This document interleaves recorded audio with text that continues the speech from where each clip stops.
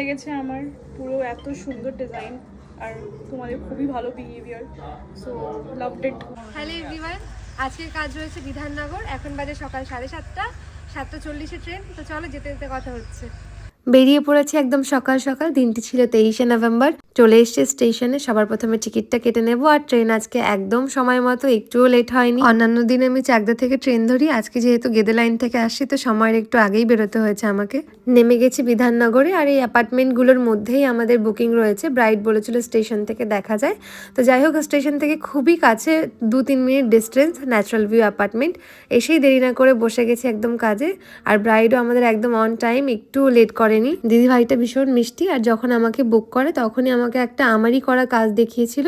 ফিগারের মধ্যেই কাজ ছিল, তো বলেছিল তুমি তোমার মতো করে কাজটা করে দিও, পুরোটাই তোমার উপরে ছাড়লাম, আমার থেকে তুমি অনেক বেশি ভালো বুঝবে। তো সেই মতে আমি কাজটা শুরু করলাম। আর সত্যি কথা বলতে দিদি ভাইয়ের হাতটা ভীষণ সুন্দর, তোমরা ভিডিওতে দেখলেই হয়তো বুঝতে পারবে। আর একদম নাড়াচাড়া করেনি, চুপচাপ বসেছিল। তো এরকমভাবে বসে থাকলে না কাজে মনোযোগটাও আমাদের বাড়ে। আমরাও যতটা তারা চায় তার থেকেও বেশি ভালো করে কাজটা করে দেওয়ার চেষ্টা করি। তো ফাইনাল কাজটা আমি এখানে দেখাচ্ছি। এতটুকুনি ক্লিপ নিতে পেরেছি। আর আমার কেন জানি না মনে হচ্ছিল যে গ্রিন কালারের যে পর্দাটার উপরে আমি ছবিটা তুলছি, তো ছবিটা ভালো ফুটছে না, মানে যতটা ভালো কাজটা লাগছিল ততটা আমি ঠিক ক্যাপচার করতে পারছি না, যার কারণে আমি এটাকে চেঞ্জ করে আবার রেড কালারের একটা পর্দার উপরে ছবিটা তুলেছি। তো আশা করছি তোমরা এখানে ভালো বুঝতে পারবে, বাট সামনে থেকে কিন্তু খুবই সুন্দর লাগছিল। নিচের দুপাশ কমপ্লিট হওয়ার পরে আমরা একটু লাঞ্চ ব্রেক নিয়ে নিয়েছিলাম। আমার সাথে আমার দুজন স্টুডেন্ট গেছিল, তারা পার্টি মেহেন্দি আর ব্রাইডের দিদির মেহেন্দিটা কমপ্লিট করছিল। কতগুলো মিষ্টি নিয়ে বসে আছে দেখো,